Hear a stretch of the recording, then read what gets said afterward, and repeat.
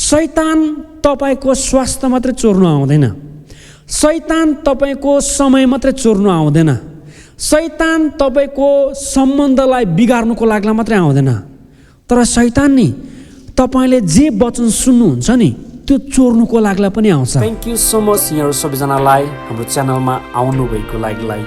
प्रियहरु, यदि तपाईहरु हाम्रो च्यानलमा नयाँ हुनुहुन्छ भनेदेखिलाई म तपाईलाई अनुरोध गर्न चाहन्छु यो च्यानललाई तपाईले सब्स्क्राइब गरिदिनु भएको होला, किनभने हाम्रो चाहना र हाम्रो उद्देश्य यो छ तपाईलाई त्यो मानिस बनाउनु जुन मानिस परमेश्वरले तपाईलाई बनाउन चाहनु भएको हो।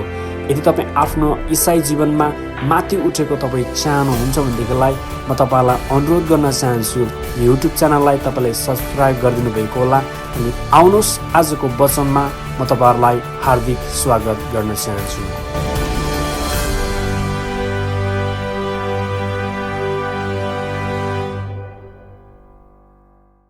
हामी परमेश्वरको राज्यभित्र छौँ अनि परमेश्वरको राज्यभित्र पनि विभिन्न रुल्सहरू छ। परमेश्वरको राज्यभित्र पनि हाम्रो लागि जिउने प्रिन्सिपलहरू छ, सत्यता कुरोहरू छ। अनि त्यो चाहिँ के हो त? हाम्रो लागि परमेश्वरको वचन हो। अब सुन्नुहोस् ल, यदि हामी परमेश्वरको राज्यभित्र आएको छौँ भनेदेखिलाई, यदि हामीलाई परमेश्वरको वचन यो रुल्स नै थाहा भएको छैन भनेदेखिलाई आई थिङ्क हामी कता कता लस भइपठाउँछौँ। सो त्यही भयो कारणले गर्दाखेरि हाम्रो वचनको सान्दर्भिक र सिरियस वचनको टपिक जे छ नि, परमेश्वरको वचनले के भन्नुहुन्छ, हामीले यो कुरो चाहिँ जान्नु नै पर्ने हुन्छ। परमेश्वरको वचनले के भन्नुहुन्छ भन्ने कुरो हामीले जान्नु नै पर्ने हुन्छ। अस्तिको हप्ता मैले तपाईँलाई के भनेको थिएँ, यदि परमेश्वरको वचनले के भन्नुहुन्छ भन्ने कुरो हामीलाई थाहा छैन भनेदेखिलाई परमेश्वरको वचनले के भन्नुभएको छैन त्यो कुरो हामी गरिपठाउँदछौँ। त्यही भएको कारणले गर्दाखेरि हाम्रो लागि दिनानुदिन जीवनमा जिउने आधार र जिउने जहक चाहिँ परमेश्वरको वचन हो। त्यही भएर परमेश्वरको वचन हामीले जान्नु नै पर्ने हुन्छ। तर आज चाहिँ हामी एउटा कथालाई हेर्नेछौँ, जुन कथा येशूले आफ्नो सुसमाचारको प्रचार यात्रामा उहाँ संसारमा हुनुहुँदाखेरि भन्नुभएको थियो। अनि तपाईँलाई थाहा छ द प्याराबल अफ प्यारेबल भनेको चाहिँ कथाहरूको नि महाकथा भनेर चाहिँ उडन्ते पुत्रको कथालाई हामीले अस्ति सिक्यौँ होइन। उडन्ते पुत्रको कथा चाहिँ एकदम धेरै ठुलो कथा हो भनेर हामीले सिकेका छौँ।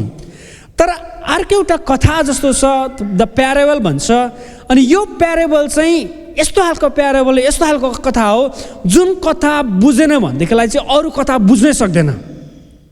यीशुले त्यो कथा भन्नुभएको छ अनि त्यही कथाको विषयमा चाहिँ आज हामी हेर्न लागिरहेको छौँ।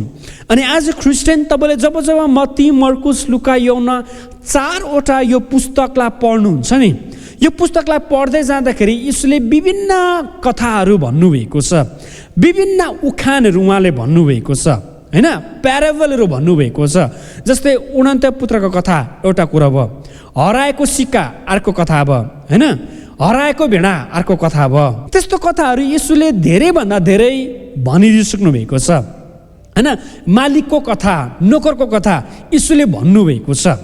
तर त्यो कथाहरूको बीचबाट पनि हामीले जम्मी गस्पलमा यो 4वटा सुसमाचारको किताब, उत्पत्ति, प्रस्थान होइन, मत्ती, मर्कुस, लुका, यौना, यो 4वटा यसलाई चाहिँ हामी गस्पलको किताब भनेर हामी बुझ्छौँ। यो 4वटा गस्पलमा जम्मै येशूले 24वटा भन्दा धेरै चाहिँ कथाहरू भन्नुभएको रहेछ। तर सुन्नुहोस् ल, यो 24वटा कथालाई बुझ्नुको लागि चाहिँ यीशुले एउटा कथालाई चाहिँ एकदमै धेरै महत्त्वपूर्ण ठान्नुभएको छ। अनि त्यही कथा आज हामी हेर्न लागिरहेको छौँ। भनेको मतलब यो 24वटा कथाको सिक्रेट यदि हामीले बुझ्नु छ भनेदेखिलाई चाहिँ आज हामीले हेर्न लागेको वचनलाई बुझ्यौँ भनेदेखिलाई अरू कथा हामीले सजिलैसँग बुझ्न सक्छौँ। किनभने यीशुले नै भन्नुभएको, तिमीले यो कथा त जानेको छैनौ, अरू कथाहरू त झन् कसरी बुझ्न सक्छौ, यीशुले नै भन्नुभएको थियो। ल 24वटालाई नहेरौँ, तर आज हामी विशेष मर्कुसको किताबलाई हामी हेर्न लागिरहेको छौँ। मर्कुसको किताबमा यीशुले लगभग 8वटा कथालाई भन्नुभएको छ, प्याराबललाई भन्नुभएको छ। अनि कथाभित्र विशेष सत्यता कुरो लुकेको हुन्छ अनि कुनै न कुनै एउटा सबैभन्दा राम्रो मोरल कुरोहरू हामीले सिक्नुपर्ने, हाम्रो जीवनमा लागू हुनुपर्ने कुरा लुकेको हुन्छ। त्यो 8वटा मर्कुसको किताबमा मात्रै यीशुले भनिदिनु भएको छ। तर त्यो 8वटालाई बुझ्नुको लागि पनि यीशुले यो भन्दै गर्नुभएको अनि हामीले हेर्दै गरेको कथालाई बुझ्ने भनेदेखिलाई बुझेनौ मतलब बुझ्ने हो भनेदेखिलाई आजको वचनलाई हामीले बुझ्नु नै पर्ने हुन्छ अनि म तपाईँलाई त्यो कुरो बुझाउँदैछु। त्यो कथा चाहिँ विशेष हामीले सुनेको हो, हामीले पढेको पनि हो अनि त्यो कथालाई हामी हेर्न लागिरहेको छौँ।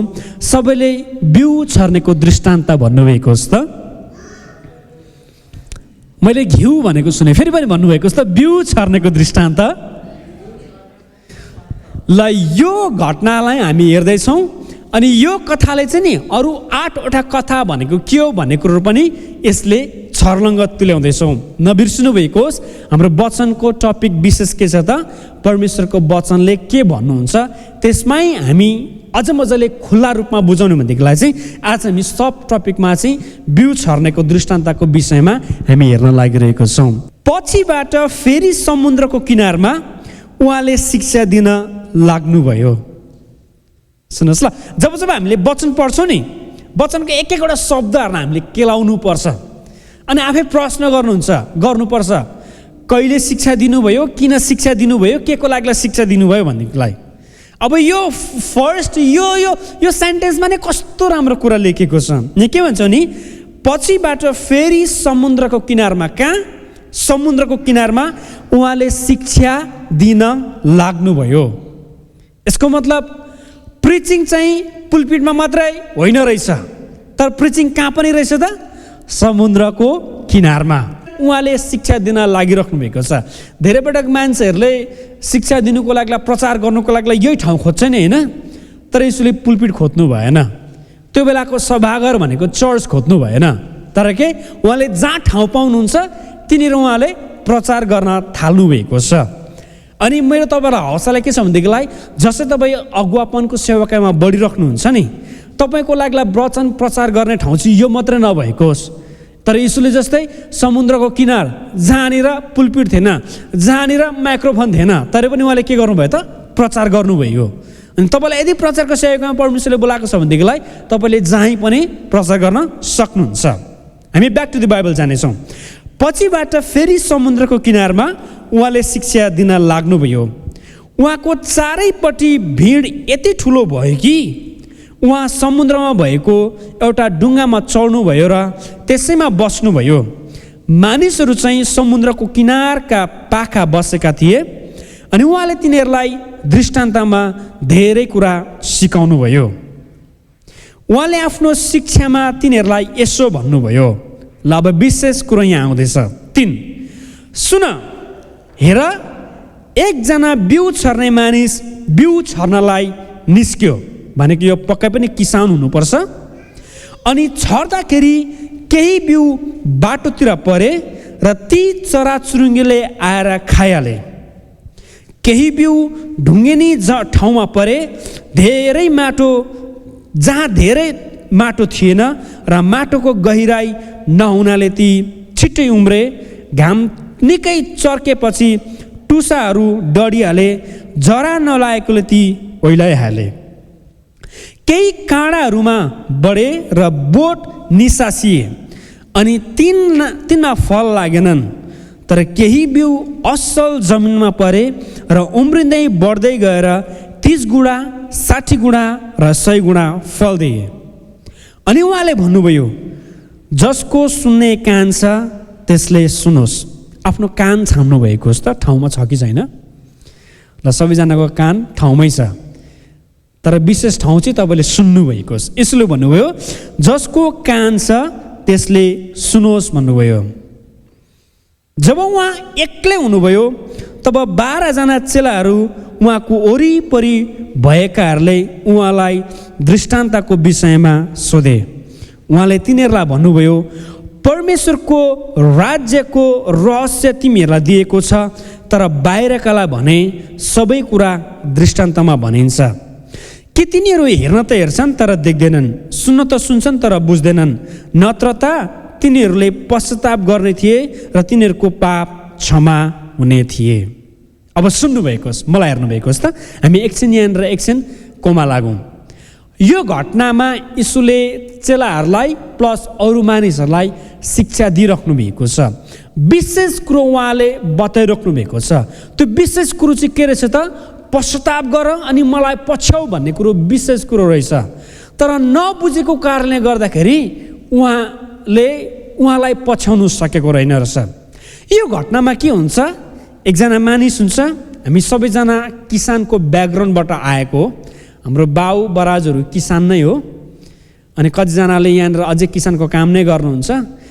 अपार्टमेन्टमा भएको अलिकति बारीलाई पनि खनेर त्यहाँनिर डल्ले खोर्सानीको बिउ हालेको छ होला कतिजनाले, होइन, किनभने केही फुल्न केही न केही रोप्नु भएको छ। यो किसान के गर्छ, बिउ बोकेर बाहिर निस्किन्छ अनि बिउ उसले छर्नु थाल्छ। अब यहाँनिर विशेष केही जमिनहरू छ, त्यो बिउलाई थाप्ने जमिनहरू। पहिलो जमिन के छ त, अनि छर्दाखेरि 4मा, अनि छर्दाखेरि कोही बिउ बाटोतिर परे, सबैले बाटो भन्नुभएको होस् त।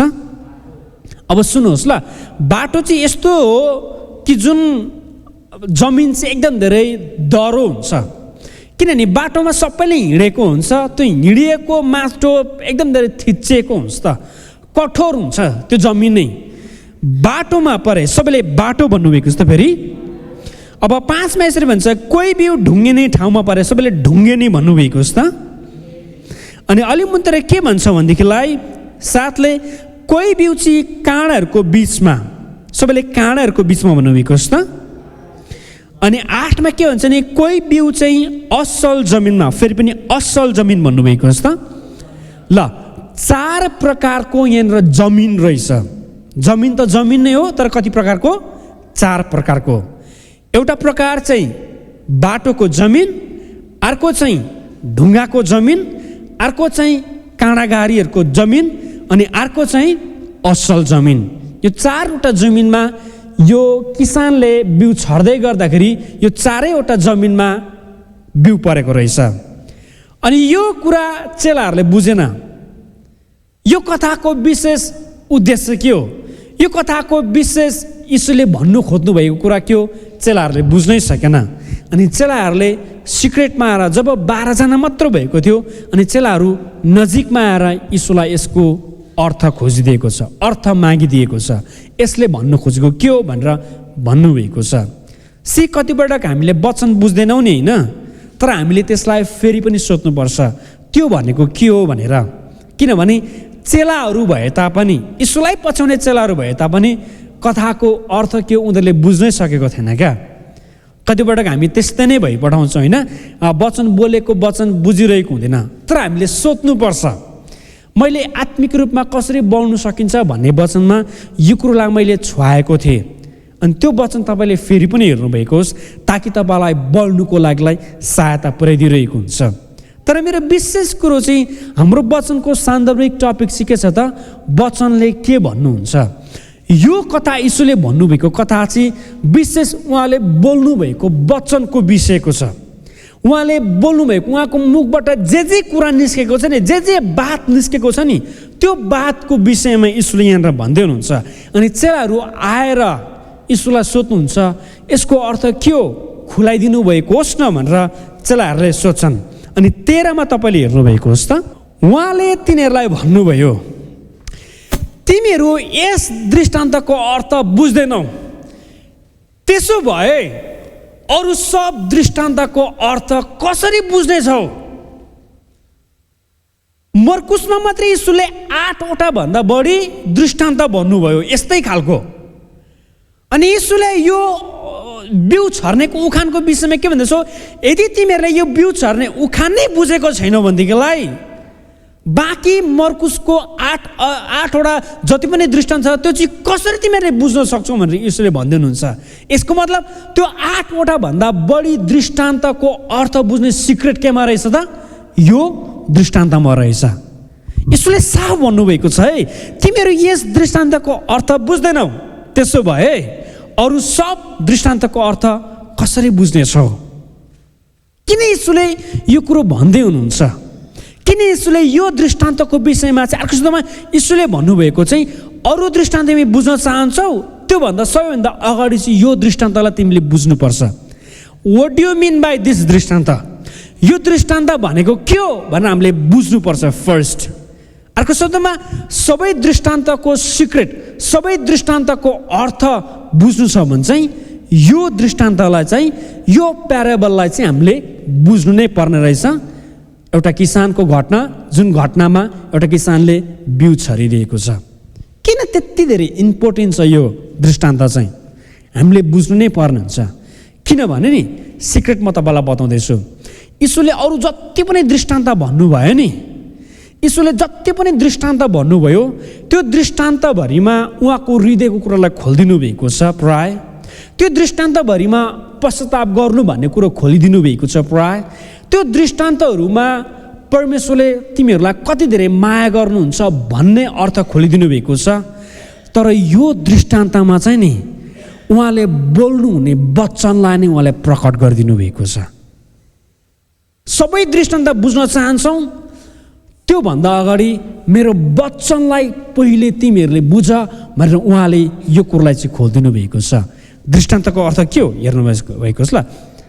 14 मा बिउ छर्नेले वचनलाई छर्दछ। सबैले आमेन भन्नु त, म सँगसँगै भन्नु भएको छ ल। बिउ छर्नेले वचनलाई छर्दैछ। अब यो बिउ यो जुन उखान छ नि, प्र्याक्टिकली यीशुले भन्नुभएको उखान अहिले पनि भइरहेको छ।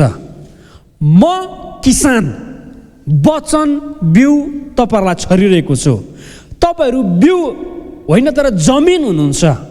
तर त्यो जमिनमध्ये चाहिँ तपाईँहरू असल नै जमिन हुनुहुन्छ भन्ने मेरो विश्वास छ।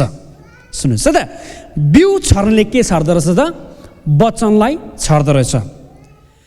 वचनलाई सिम्बोलिक टर्ममा यीशुले बिउसँग तुलना गरिराख्नु भएको छ। बिउमा के शक्ति हुन्छ? बिउ एउटा भए तापनि तर त्यो कहिले पनि एउटा हुँदैन नि, होइन? एउटा मकैको दानामा कतिवटा मकै हुन्छ भन्ने कुरा हामीलाई थाहा छैन। यसको मतलब बिउभित्र उमार्ने शक्ति हुन्छ, होइन? बिउ आफैमा मरेको जस्तो देखे तापनि तर त्यो के हुन्छ? जीवित हुन्छ नि। एउटा मकैको दानालाई तपाईँले हेर्नुभयो भनेदेखिलाई कसै व्यक्तिले यसरी भनेको थियो क्या, एउटा मकैमा कति घोगा मकै फल्छ तपाईँले गर्नु सक्नुहुन्छ होला, अनि एउटा घोगामा कतिवटा मकैको दाना हुन्छ त्यो पनि तपाईँले जान्न सक्नुहुन्छ होला। तर त्यो एउटा दानाभित्र कति घोगा मकै फल्छ भन्ने कुरो चाहिँ हामी जान्न सक्दैनौँ। किनभने त्यो बिउभित्र, त्यो मकैको एउटा दानाको बिउभित्र चाहिँ धेरैभन्दा धेरै मकै फलाउने शक्ति हुन्छ। यीशुले भन्नुभएको चाहिँ मैले बोल्ने वचन पनि त्यही हो। त्यो एउटा देखे तापनि तर मैले बोलेको वचनमा धेरैभन्दा धेरै मिराकल्सको कामहरू फैलाउने, जन्मने शक्ति लुकेको छ भनेर यीशुले यहाँनिर भन्दै हुनुहुन्छ। यीशुले वचनलाई केसँग तुलना गर्दै हुनुहुन्छ? बिउसँग उहाँले तुलना गर्दै हुनुहुन्छ। कुनै बेला म बिउको शक्तिको विषयमा कुनै बेला म तपाईँलाई वचन ल्याउने नै छु।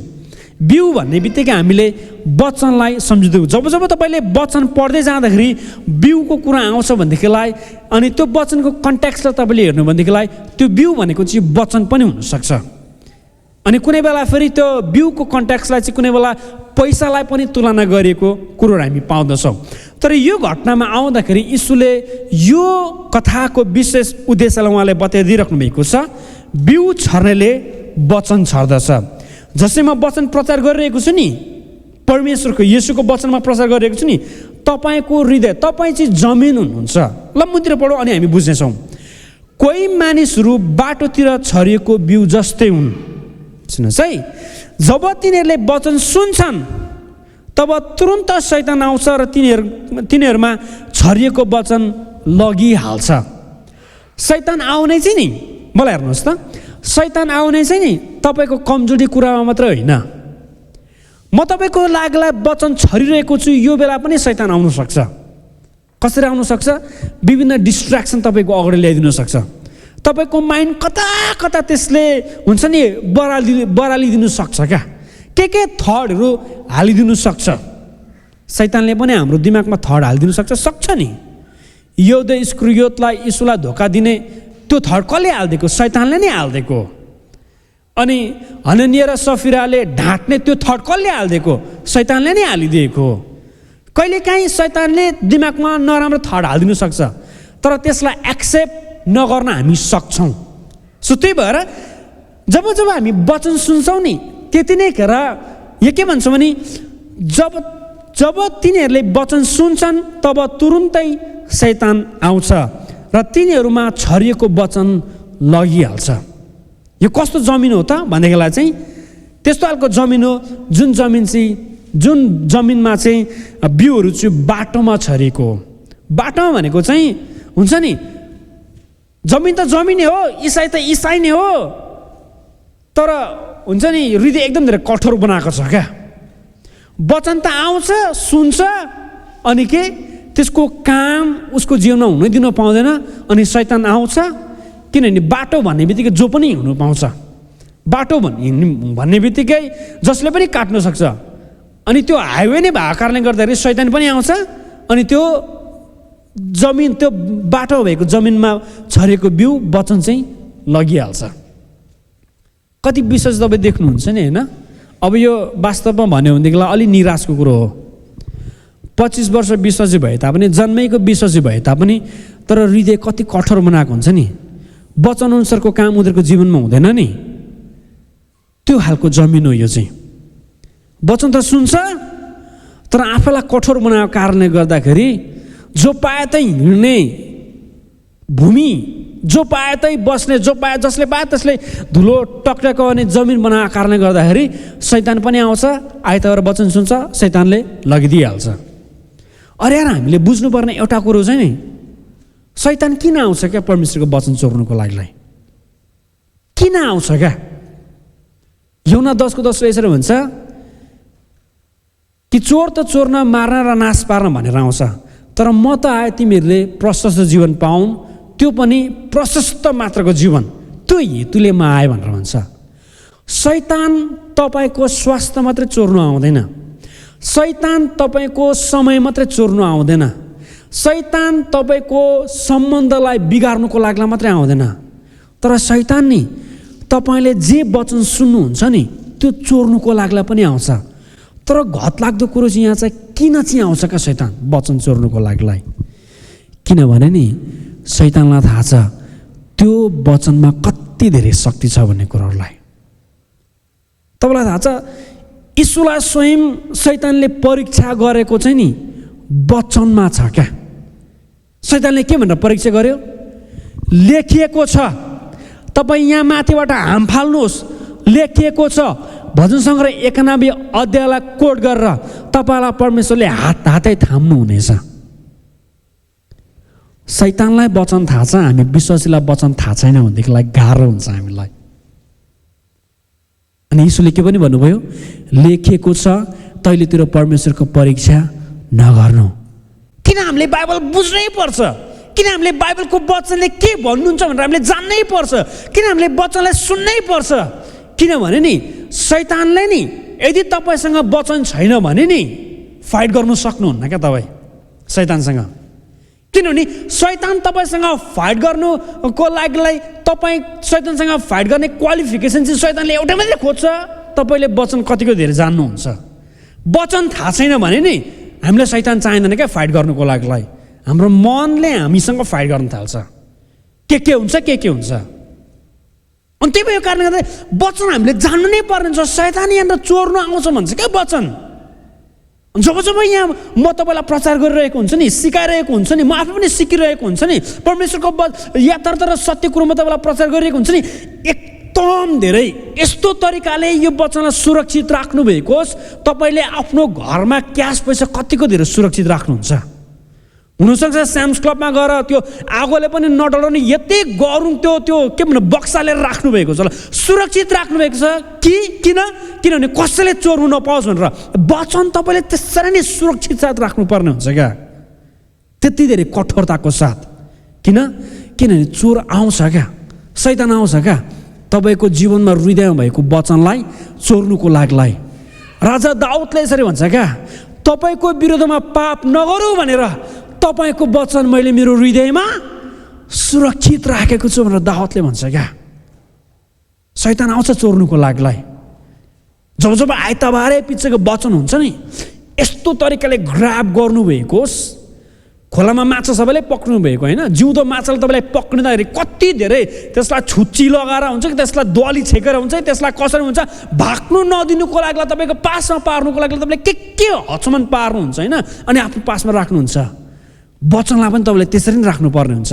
यस आजको दिन पास्टर बाबुलाई वचन प्रचार गरिरहेको छ, यो मेरो लागलाई हो भनेर तपाईँले त्यसलाई सम्हालेर सुरक्षित साथ कसैले पनि चोरो नदिने हिसाबले तपाईँले राख्नु परिरहेको हुन्छ। शैतान आउँछ र चोरिहाल्छ। तर विडम्बनाको कुरो चाहिँ नि बाटोमा बार कहिले हुँदैन। सुन्नुहोस् है, बाटोमा बार कहिले हुँदैन।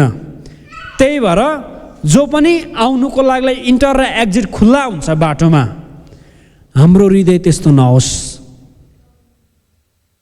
फल्नाले भनेको कुरो पनि ठिकै छ, ढिस्कानाले भनेको कुरो पनि ठिकै छ, यो हृदयलाई हाइवे नबनाऊ। हामी एकपट्टि इन्टर अर्कोपट्टि एक्जिट त्यस्तो खालको नबनाऊ, तर के वान वे मात्रै बनाऊ। त्यसैको त परमेश्वरको वचन आउँछ यहीँ बस्छ। धुलोमा कहिले पनि फल आउँदैन क्या, असल जन्म मात्रै आउँछ। अनि कहिलेकाहीँ हाम्रो हृदयलाई पनि हामीले त्यसरी नै धुलो जस्तो बनाएको हुन्छौँ, त्यसरी नै हामीले बाटोको धुलो जस्तो बनाएको हुन्छौँ। भनेको चाहिँ जसलाई पनि हामीले आउनु जानु दिएको छौँ क्या, जसलाई पनि हामीले हुन्छ नि फ्री छोडिदिएको छौँ क्या, जसकै पनि कुरा हामी सुनिहाल्छौँ, जसैको कुरा पनि हामी विश्वास गरिहाल्छौँ क्या। हृदयलाई त्यस्तो नबनाऊ हामी। यदि हामीले सबैको कुरोलाई एलाउ गर्छौँ भनेदेखिलाई नि हामीलाई अरू कसैले कन्ट्रोल गरिरहेको छ। तर हृदय चाहिँ हामीले एकदम धेरै सुरक्षित राख्नुपर्छ। वचनले हामीलाई कति मजाले भनेको छ, सबै कुरा भन्दा तर हृदयलाई चाहिँ तैँले सुरक्षित राख, किनभने जीवनको मूल चाहिँ त्यहीँबाट बग्छ। हालेलुया। यदि तपाईँको हृदयलाई तपाईँले सुरक्षित राख्नुभएको छ भने नि वचन तपाईँले सुरक्षित राख्नुहुन्छ। बाटो हुँदैनौँ क्या हामी जो पनि आउनु जानुको लागिलाई। यो भनेको के भनेकोलाई कसै व्यक्तिले तपाईँलाई केही कुरो भनिदिइहाल्यो भने फिस्रिकै मन दुख्छ, फिस्रिकै भन्छ नि रिसाइहाल्छ। त्यो हामीले बाटै जस्तो बनाएको। हाम्रो हृदय मान्छे हिँड्नुको लागिलाई त्यो बाटोको जस्तो जमिन होइन, तर के असल जमिन भएको होस्। अर्को जमिनको विषयमा यहाँ हेर्छ 16मा, त्यसै गरी ढुङ्गेनी ठाउँमा छरिएको यिनै हुन् जसले वचन सुन्छन् तब खुसी साथ तुरुन्तै त्यो ग्रहण गर्छ। यस्तो व्यक्तिलाई पास्टरले देख्दाखेरि कति आत्मिक भन्ने हामी कन्फ्युज खान्छौँ। यो मान्छेले वचन त सुन्छ, एट द सेम टाइम खुसी साथ यही मान्छे हुन्छ अगाडि, ओ प्रभु तपाईँलाई धन्यवाद हालेलुया भन्ने नि यही मान्छे हुन्छ। एट द सेम टाइम वचन सिद्धिने बित्तिकै पास्टरलाई भेटेर पास्टर तपाईँलाई धन्यवाद, आजको वचनले कति धेरै खुसी लाग्यो, आजको वचन जस्तो वचन त कहिले पनि सुनेको थिएन भन्ने यही मान्छे हुन्छ। तर यो मान्छे कस्तो मान्छे हो? ढुङ्गे नै जमिन, ढुङ्गाको जस्तो हृदय भएको।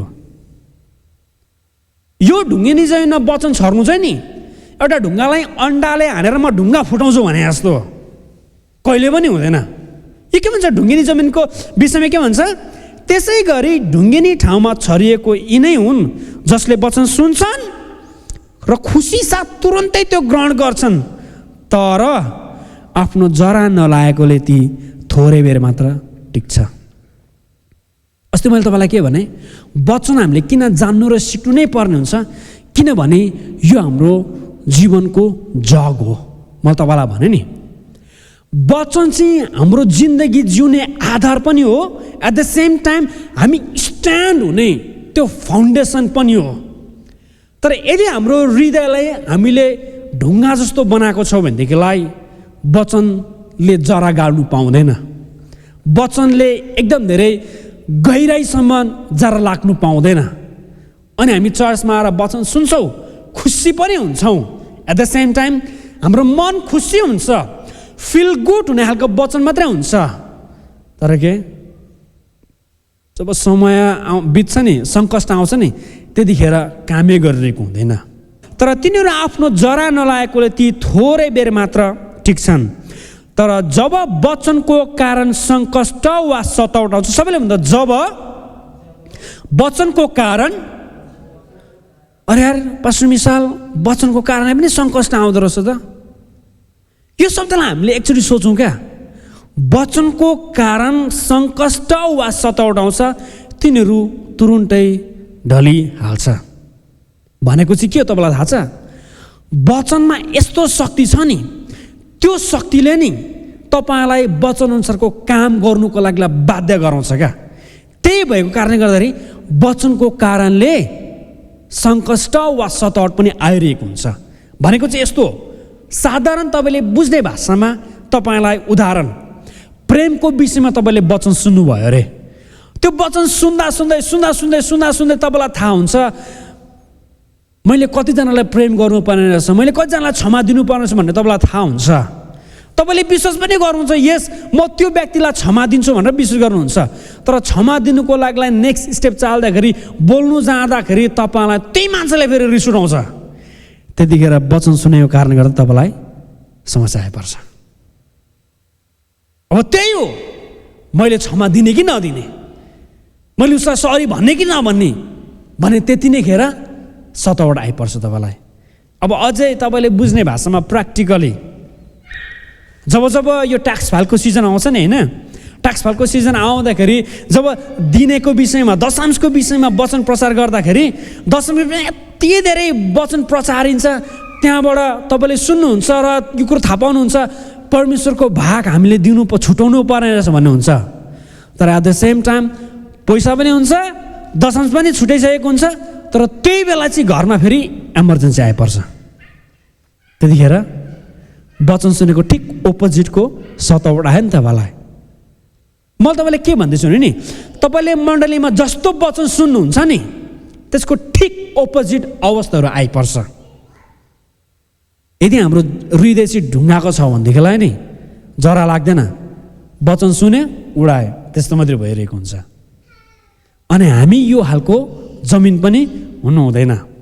वचन सुनेर मात्रै आफूलाई धोका नदेऊ भन्छ क्या याकुब किताबले, तर त्यसको पालन पनि गर्ने हो भन्छ नि। भनेको चाहिँ त्यो वचन नि जरा पनि लागोस् क्या हृदयमा भनेको। हालेलुया। अब 18मा हेरौँ हेर्नुहोस् त, 18मा यसरी भन्छ, काँडाहरूको बीचमा छरिएका ती हुन् जसले वचन सुन्छन् तर संसारको फिक्री वा धनको मोह र अरू थोकको लालच आएर वचनलाई निसासिदिन्छ। कहिलेकाहीँ कम्प्रोमाइज गर्नुपर्ने अवस्थाहरू क्या वचनमा। भनेको चाहिँ यो चाहिँ काँडाघारीहरूको बिचमा क्या, काँडा भन्ने बित्तिकै चाहिँ संसारको सतावट र समस्याको कुरोलाई देखाइरहेको छ। एट द सेम टाइम धनको मोह पनि यहाँनिर भनिरहेको छ।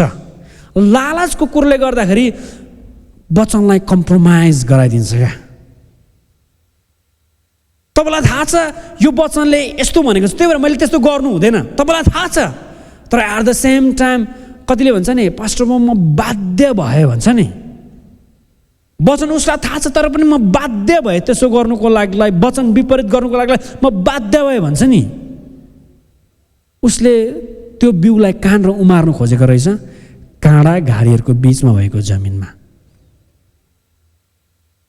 अनि काँडा घारीहरूको बिचमा भएको त्यो बिउ पनि बिउ नै हो, तर समय सङ्कष्ट आउने बित्तिकै त्यसलाई निसासिदिइहाल्छ। अहिलेसम्म हामीले कति धेरै वचन सुन्यौँ होइन, यदि त्यो वचन अनुसारको काम हाम्रो जीवनमा हामीले हुनु दिएको छैन भनेदेखिलाई हाम्रो जमिन, हाम्रो हृदय काँडाघारीको बिचमा मात्रै हो। धेरै पटक हामीले रिसमा पर्दाखेरि, मन दुखेको बेला परमेश्वरको वचनलाई कम्प्रोमाइज गरिहाल्छौँ होइन।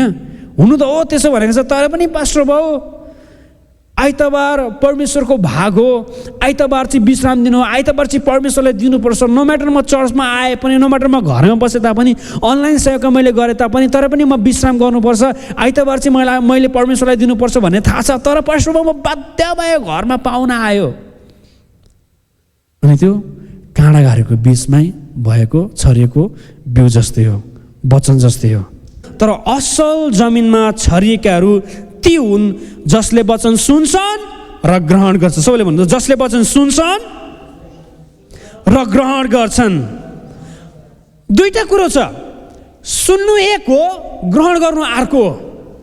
धेरैचोटि हामी सुन्छौँ मात्रै तर हामी ग्रहण गर्दैनौँ। वचन चाहिँ नि दुईटा कुरो हुनुपर्छ। First you got to listen and then you got to accept. भनेको चाहिँ यस्तो, सुन्नु र ग्रहण गर्नु भन्नेमा सायद मैले एकचोटि यो कुरो तपाईँलाई पनि बताएको थिएँ। आत्मिक रूपमा कसरी बढ्नुपर्छ भन्ने सिरिजमा। वचन सुन्नु र ग्रहण गर्नु भनेको चाहिँ कतिपटक नै जब तपाईँले वचन यहाँबाट म प्रचार गर्दा तपाईँले सुन्नुहुन्छ नि, तपाईँले सुनेर यदि तपाईँले नाक खुम्चाउनु भयो भनेदेखि तपाईँले ग्रहण गर्नु भएन। उही मात्रै बाठे भन्ने कतिपटक हुन्छ नि मानिसहरूको धारणा होइन। पहिला म आत्मिक क्षेत्रमा बढ्दै गर्दाखेरि वचन अलिअलि सिक्दै र वचन अलिअलि प्रचार गर्नु जान्दाखेरि यस्तो खालको अहम भावना हुन्थ्यो क्या, त्योभन्दा म बढी राम्रो प्रचार गर्नु जान्थेँ भन्थ्यो क्या। भनेको चाहिँ उसले बोलिरहेको वचन मैले सुनेको तर ग्रहण नगरेको वचन चाहिँ यसलाई हामीले सुन्नु पनि पर्छ अनि के स्वीकार पनि गर्नुपर्छ। अनि मात्रै के भन्छ, तर असल जमिनमा छरेका ती हुन् जसले वचन सुन्छन् र ग्रहण गर्छन् र फल दिन्छन्। वचन अनुसारको काम र वचन अनुसारको फल हाम्रो जीवनमा हुनु छ भने चाहिँ फर्स्ट हामीले के गर्नुपर्ने रहेछ, सुन्नु पर्ने रहेछ, अनि त्यहाँबाट हामीले स्वीकार गर्नुपर्ने रहेछ। अनि तपाईँलाई थाहा छ तपाईँले वचन स्वीकार गरेको हो कि होइन भन्ने कुरो एउटा चिन्ह छ नि, त्यो वचनलाई नि तपाईँले यस भन्नुहुन्छ क्या। तपाईँले कतिवटा चाहिँ आमेन भन्नुहुन्छ भनेदेखि तपाईँले त्यो वचनलाई ग्रहण गरेको। अनि कहिलेकाहीँ तपाईँको लागि असल कुरा आउँदैछ भने त्यसलाई आमेन तपाईँले भन्नुभएको, त्यो तपाईँले के गर्नुभएको त ग्रहण गर्नुभएको। र फल दिन्छन् 30 गुणा 60 गुणा र 100 गुणा। अब सुन्नुभएको वचनलाई मैले छोट्याउने भनेदेखिलाई यहाँबाट हामीले एउटा कुरालाई बुझौँ, एउटा कुरालाई हामीले औधी नै धेरै मात्रामा सिक्नुपर्ने हुन्छ अनि हाम्रो जीवनमा यसलाई हामीले लागू गर्नु नै पर्ने हुन्छ। त्यो चाहिँ के हो त, जब तपाईँले वचन सुन्नुहुन्छ नि, जब तपाईँले वचनलाई स्वीकार गर्दै हुनुहुन्छ नि, त्यो वचनलाई यस्तो तरिकाले पक्रिनुहोस् कि दिस इज फर मी भनेर, यो मेरो परिवारको लागि पनि भनेर पहिला नसोच्नु भएको होस्। कतिचोटि वचन सुन्दै लाँदाखेरि तपाईँलाई यो हुन्छ फल्ना व्यक्ति आज हुनु पर्थ्यो क्या, त्यो व्यक्तिलाई चाहिँ ट्याक्कै आजको वचन लाग्थ्यो भन्ने कतिपल्ट हामीले सोचेको हुन्छौँ होइन। कति सुन्दै लाँदाखेरि मेरो श्रीमानले सुन्नै पर्ने वचन थियो भन्ने हुन्छ नि।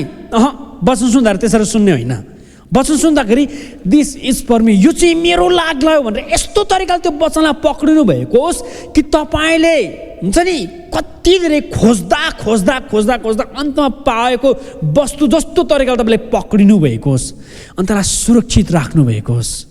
अनि सङ्गतिमा आउँदाखेरि पनि नेपालीमा हुन्छ नि पर्म तिर्नु परेको जस्तो तरिकाले हामी आउनु हुँदैन। उपदेशक 5ले के हुन्छ तपाईँलाई थाहा छ कि परमप्रभुको भवनमा जाँदा होसियारी साथ जाऊ, मूर्खहरूको बलिदान चढाउनु भन्दा परमेश्वरको वचन सुन्नलाई जाऊ भन्छ क्या। इतिहासकै सबैभन्दा बुद्धिमानी राजा सोलोमनले भनेको छ। जब हामी मण्डलीभित्र आउँछ नि, मण्डलीभित्र आउँदाखेरि पनि आज आइतबार हो भनेर हामी नआउँ, तर के वचन सुन्नलाई आऊ भन्छ क्या सोलोमनले। ऊ बुद्धिमानी राजा भए तापनि तर बुद्धिमानी राजाको हाम्रो लागि सल्लाह के छ, हाम्रो लागि उपदेश के छ, वचन चाहिँ सुन्नुको लागि जाऊ भन्ने छ क्या। जवान हुँदाखेरि धेरैचोटि चर्च जाँदाखेरि वचन सुन्नुको लागि जाँदिन थिए, स्पेसल सङ्ग गाउनुको लागि मात्रै जान्थे। कतिचोटि ठुल्ठुलो कन्फरेन्स हुँदाखेरि धेरैपटक जवानहरूको अवस्था होइन, ठुल्ठुलो कन्फरेन्स हुँदाखेरि पहिलो प्रश्न के आउँछ, त्यहाँनिर ट्यालेन्ट सो छ कि छैन, आउँछ नि होइन, ट्यालेन्ट सो गराउँछ कि गराउँदैन त्यहाँनिर भन्ने आइहाल्छ। दोस्रो के आउँछ, फुडिङ लजिङ छ कि छैन आइहाल्छ, खानामा आइहाल्छ। तर तपाईँलाई थाहा छ थोरै मान्छेहरूले मात्रै कन्फरेन्स एटेन्ड गर्दाखेरि पनि त्यहाँनिर वचन बोल्ने वक्ता को चाहिँ आउँदैछ भन्ने कुरो थोरै मान्छे मात्रै हुन्छ। तर जब हामी परमेश्वरको भवनमा जान्छौँ नि, कुनै पनि सेवाको कुनै पनि कन्फरेन्स जान्छु नि, त्यतिखेर जाँदाखेरि कोही आओस् या नआओस् तर म चाहिँ जान्छु परमेश्वरको वचन सुन्नुको लागि भनेर जाउँ क्या। मूर्खहरूको बलिदान चढाउनु भन्दा तर परमप्रभुको वचन सुन्नलाई जाऊ भनेर सोलोमन राजाले हामीलाई भनेको छ क्या। सो त्यही भएर जब हामी सङ्गति आउँछौँ नि, सङ्गतिमा आउँदाखेरि यस्तो तरिकाले तपाईँ आउनुभएको होस्, आजको वचन म सुन्दैछु, पास्टर बाबुले मेरो लागि, मेरो जीवनको लागि, मेरो परिवारको लागि, सबैभन्दा मेरो प्राइभेट लाइफको लागि महान खालको वचन दिँदै हुनुहुन्छ, त्यो मेरो लागि हो भनेर तपाईँले ल्याउनु भएको, सुन्नु भएको, आउनु भएको होस्।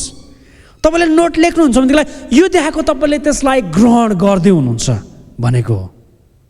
अनि आजको वचनबाट म तपाईँलाई के हौसला गराउन चाहन्छु भनेदेखिलाई, जो पाए त्यही हिँड्ने बाटोको जमिन हाम्रो हृदय नभएको होस्।